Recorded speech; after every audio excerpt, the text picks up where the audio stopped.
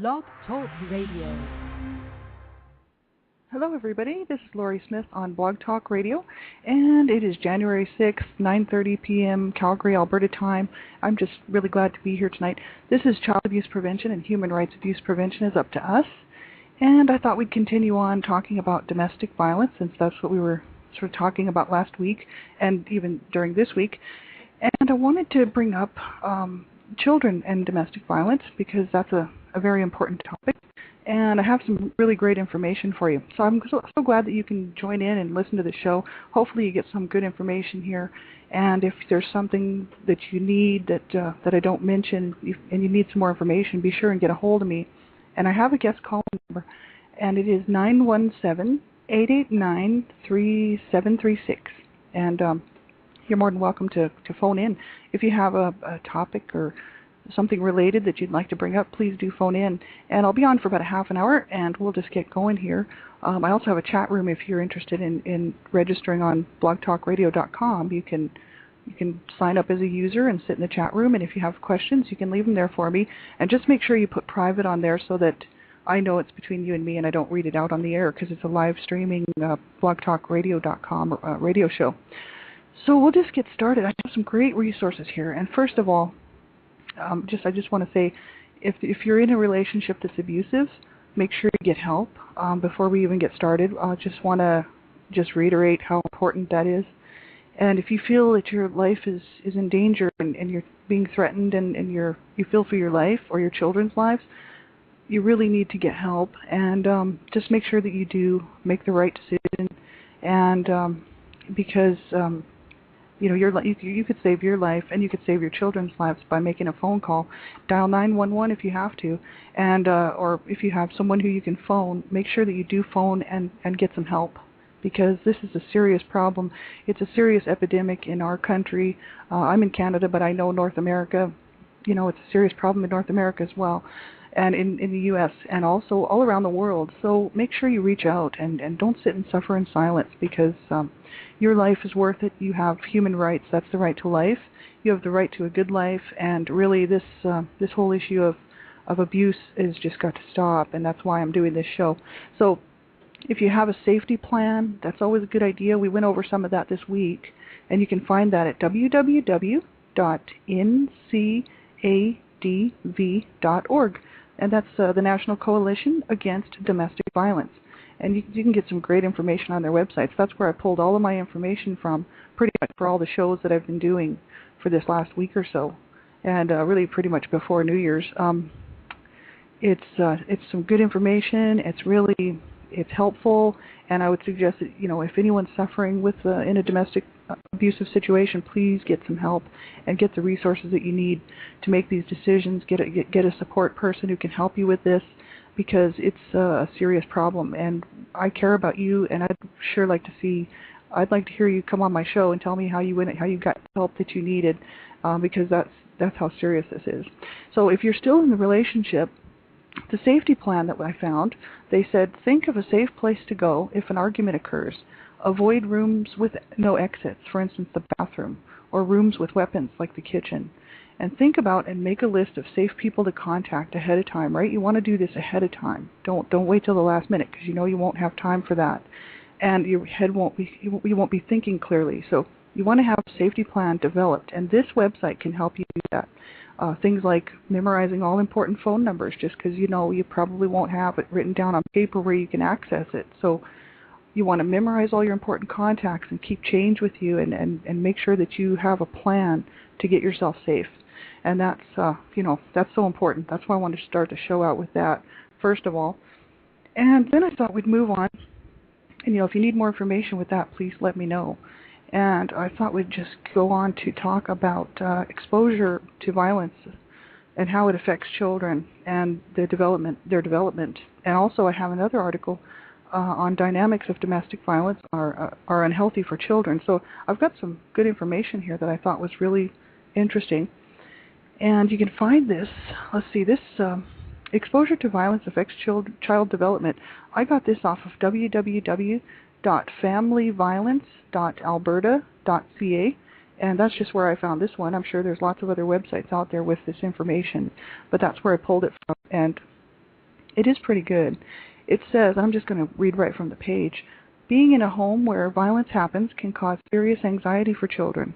The earlier they experience anxiety, the more likely it will last and affect their future behavior. Infants, toddlers, and preschool children exposed to domestic violence may show the following effects: fear, aggression, withdrawal, and weakened family bonds.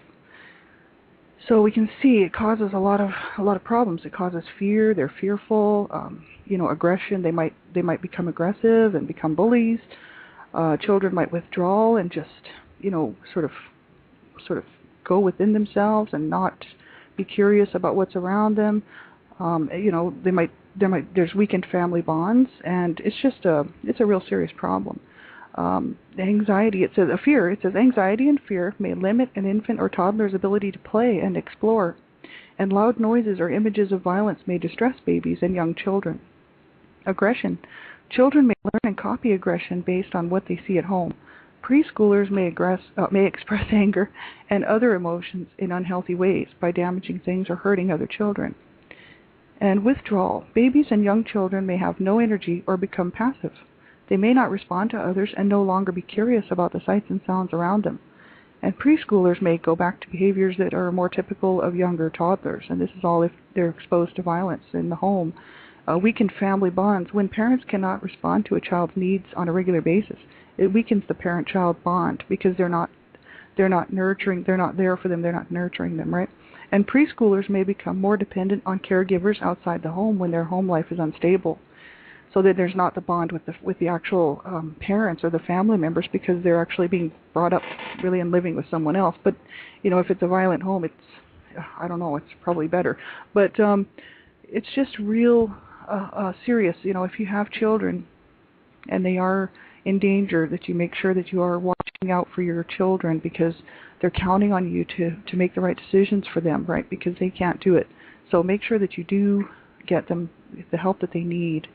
And I just thought that was really some good information. There's lots of information on this www.familyviolence.alberta.ca regarding child abuse and family violence, and I just found it a great resource. So it says how violence in the home affects children. Types of abuse. There's neglect, emotional injury, physical abuse, sexual abuse, and they go on to describe all of this here and the effects of family violence on the children. Our understanding of the needs of children is growing all the time.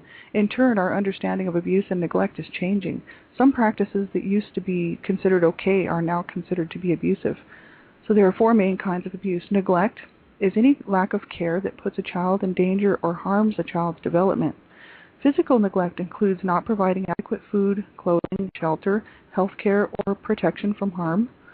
Emotional neglect is not meeting a child's needs for attention and a sense of belonging.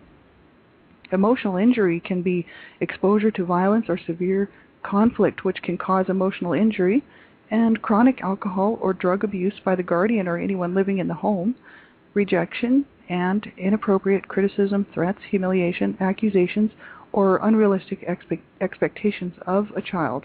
So all of those are emotional injuries, and they can be very damaging. Physical abuse happens when someone uses force against a child on purpose, and it results in physical injuries such as broken bones, bruises, and burns. It can happen just once or more than once. And sexual abuse is introducing a child to any sexual contact, activity, or behavior. Sexual abuse includes any sexual touching, sexual intercourse, taking advantage of a child sexually, or exposing a child to sex. Sexual abuse can be by a parent, relative, friend, or stranger. In most child sexual abuse cases, the sexual abuse is by someone a child knows. I've heard that before. Sexual abuse can also take the form of exploitation.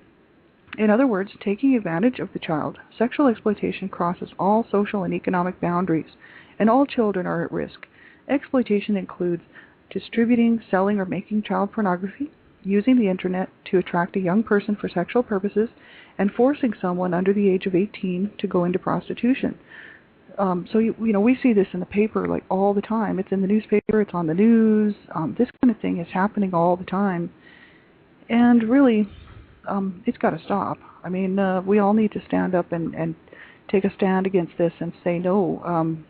As parents, I'm not a parent, but I know if I was, you really have to be diligent in watching out for your children, and they're counting on you, like I said.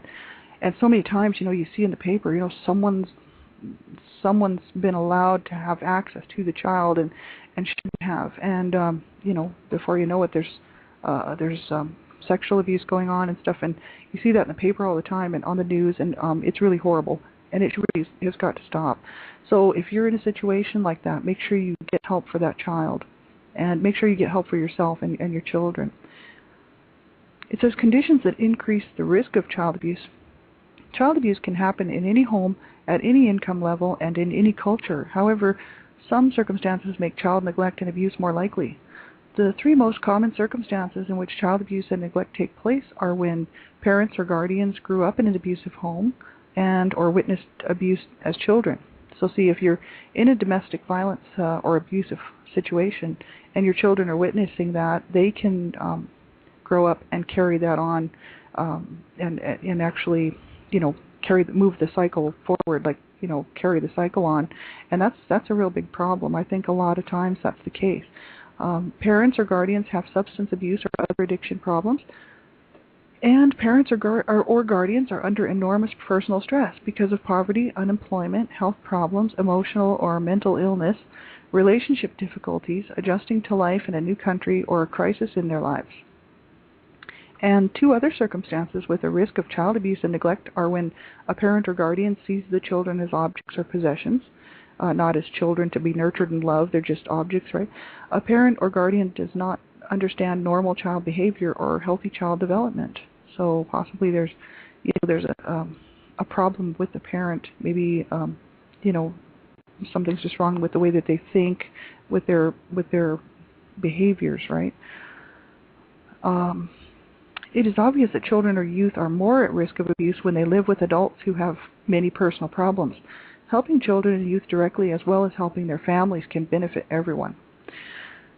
So, yeah, it's just such a huge issue. You see, that this is going on, and we know it's going on. It went on in my family, and I'm sure, it went on a lot of families that I knew, friends and stuff that I hung around with when I was young, and I knew that there was a lot of problems with my friends' parents, and I also witnessed a lot of domestic violence in my own home. So I know what it can do to children, and it is really hard on a child to see the parents fighting all the time, and to hear the arguments, and to see the violence, and to see the broken, just the whole broken family, right? The broken unit. And so, when you grow up around that, it's really hard to develop it's hard to, if you don't get the proper professional therapy, and I think it's important to get some therapy. I never did reach out and get any therapy, and so that's kind of what I'm doing now, is my own sort of research and stuff. And as I'm walking out my healing, I'm finding all this great information. But I think if you can get your children into some good therapy, not some bad therapy, but because there's that as well, but some good therapy, professional people and counselors who really know how to help your children. They can work with your children and get them, to where they feel good about themselves and feel good about life, and are able to make these relationships and make lasting relationships and count and learn to trust, right? Because it's a huge issue when the family unit is broken like that. There's a whole issue of a lack of trust. You develop a lack of trust and just a fear and anxiety, and it's always because if you grew up around that, you were always kind of scared. You weren't sure why your parents were fighting, and it could be really nasty. So you do want to get help for your children if you've come through this, and help for yourself as well. And I know there's so much good help out there. Now that I'm looking around, I'm starting to see that what's available out there is just awesome. There's some, and just these groups that you can get in with for support, like communities where, like you can get on these websites where you can sign in with an anonymous name, and you have to register and everything with your proper name, but then when you go in the chat rooms, you can just take on an anonymous name, and you can talk to people who have been through the same problems and who understand what it's like and where you're coming from, because they've been there and they've dealt with it. And a lot of times people will have some really great websites and resource material and books and a therapist that they can just recommend, right? So it is such a good idea to reach out, as long as you just keep reaching out. And that's what I would suggest, And so if anyone would like to phone in, please do. My area code and phone number for the guest call-in number is 917-889-3736. And you're more than welcome to phone in. We've got about 15 minutes left, and I'll just see if anyone's in the chat room. No one so far. There's lots of information typed up in the chat room if you ever want to go on there. I actually type up all my websites that I'm working from and information that I've got out there. And, you're welcome to go sit in the chat room. If you just feel like hanging out in there, that's fine. But I want to read now from, it's a website. It's the Alabama Coalition Against Domestic Violence. It's www.acadv.org, Alabama Coalition Against Domestic Violence. This is where I pulled this from their website. Really some great information here on the dynamics of domestic violence are unhealthy for children. I'll just read right from the page. This is the dynamics right here. Control of family by one dominant member, abuse of a parent, isolation, protecting the family secret. Children react to their environment in different ways, and reactions can vary depending on the child's gender and age.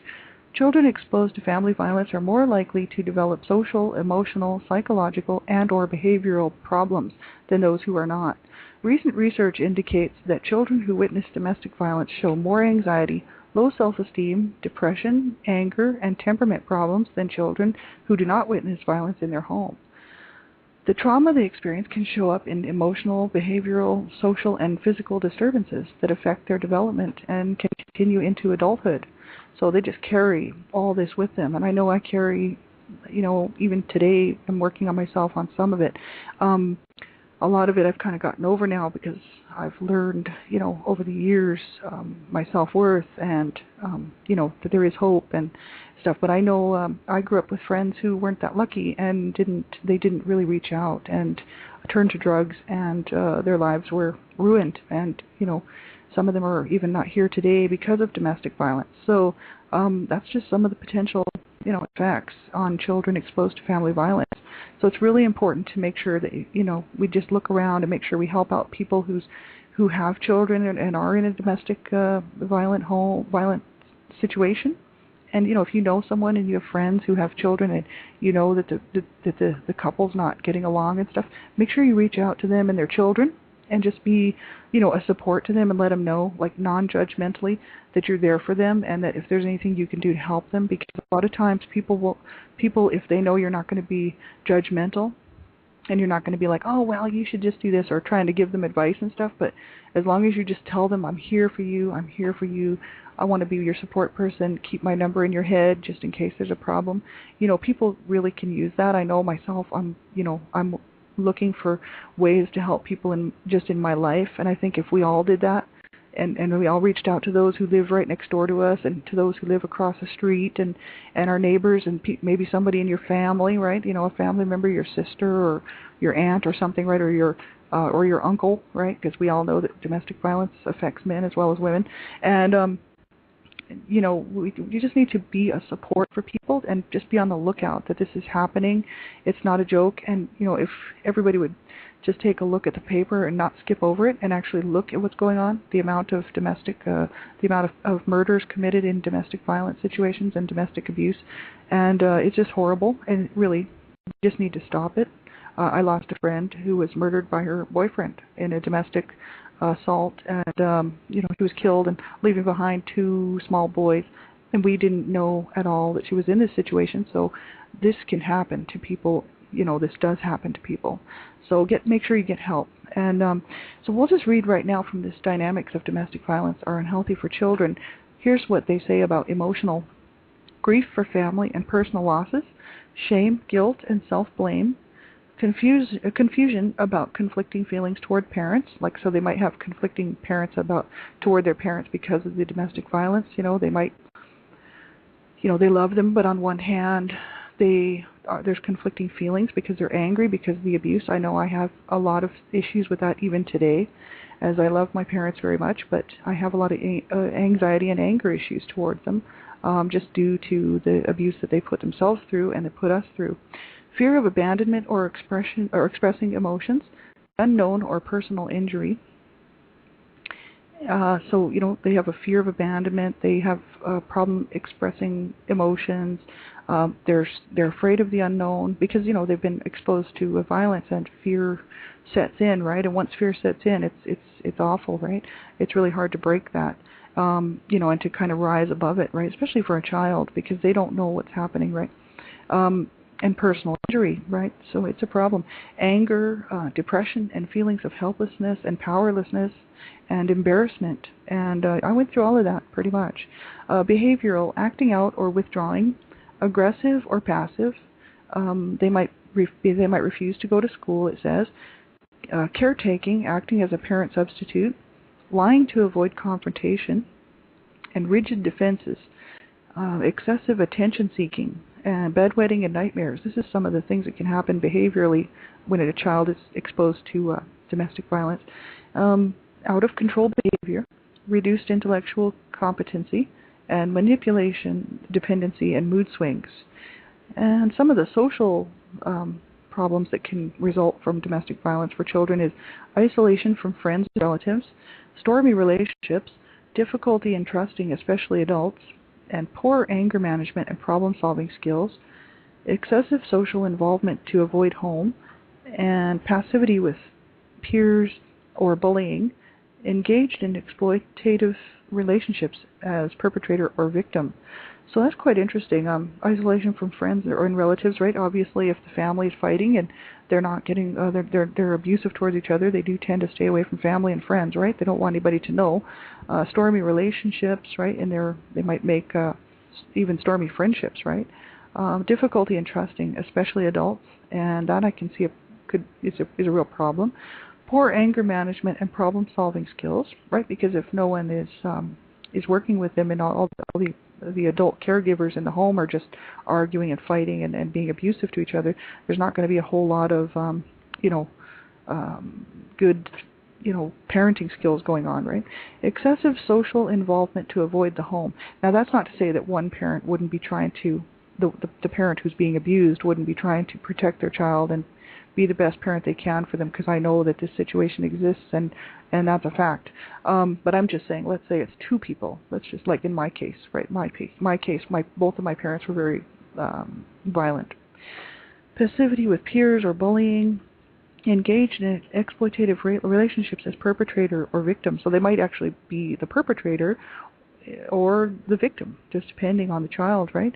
And here's some physical examples of children in a family violence: somatic complaints, headaches and stomach aches, nervous, anxious, short attention span, tired and lethargic, frequently ill, poor personal hygiene, and regression in development, high-risk play, self-abuse, and it just it goes on there. I notice like the nervous, anxious, and short attention span. I know, that can definitely happen. Fighting and abuse really makes people nervous, and especially children. And tired and lethargic, right? They're obviously not going to probably sleep well, especially if the two caregivers are up fighting all night and the kid's supposed to be getting some sleep, and obviously they're not going to get a good sleep in that situation, right? And self-abuse and high-risk play, that's all kind of comes into play. I sort of, did some of that. And so these are just some of the information that I found on this website that I thought was really pretty good. Let's see. A child zone safe. Oh, let's see. Okay, they also have a child zone safety plan. So you can, on this website, on this Alabama Coalition Against Domestic Violence, you can actually make up a child's safety plan for your child. And this is a good idea. You can have one for yourself and one for your children. And that way you could do it together and you'd both be ready just in case. And I do encourage you to reach out. And no matter what you do, make sure you reach out. And if your life is being threatened, dial 911. Don't fool around. You want to save your life. You want to save your children's lives if you have children. And if you don't have children, you want to save your life, because it's very important. You do count and you do matter. And I'm just here. I just want to be one more voice just speaking it out, how important this really is to get help and to make sure that you get the proper help. a real, counselors, and there's people out there willing to help. I'm not a counselor, and I'm not legally able to give any legal advice. I'm just one person on blogtalkradio.com who just cares about people, and I just want to see some change in my world. I want to see change in the world around me, and it has to start with me. So I thought, okay, what will I do? Then this is such a great outlet, and I just kind of stumbled on it by chance. But I thought, what a great opportunity to be able to spread the word that you do count and you do matter, and I just can't tell you enough. You do matter to me, and I really hope that you will reach out and get help. And here's some information on this website called Child Victim Witness of Domestic Violence, Age-Specific Indicators. Infants, basic need for attachment is disrupted. Routines around feeding and sleeping are disturbed. Injuries while caught in the crossfire. Irritability or inconsolable crying. Frequent illness. Difficulty sleeping. Diarrhea and developmental delays. Lack of responsiveness. So these are things that can happen to a child or an infant in a domestic violence situation or abusive home. Preschoolers, somatic or psychosomatic complaints, regression, irritability, fearful of being alone, extreme separation anxiety, and developmental delays, sympathetic toward the mother. And elementary age, vacillate between being eager to please and being hostile, verbal about home life, developmental delays, externalized behavior problems, inadequate social skill development, and gender role modeling creates conflict or confusion. And pre-adolescence, behavior problems become more serious, increased internalized behavior difficulties, depression, isolation, withdrawal, emotional difficulties, shame, fear, confusion, rage, poor social skills, developmental delays, protection of mother sees her as weak, guarded, secretive about family. And that's the pre-adolescence. Now, adolescence, internalized and externalized behavior problems can become extreme and dangerous. Drug, alcohol, truancy, gangs, sexual acting out, pregnancy, runaway, suicidal. Dating relationships may reflect violence learned or witnessed in the home. So this is really serious stuff. And I know because I'm a secondhand victim of domestic violence. And I, a lot of that from the adolescent's point of view, I did a lot of that myself, and really tried to self-destruct. Not on purpose. I wasn't necessarily thinking.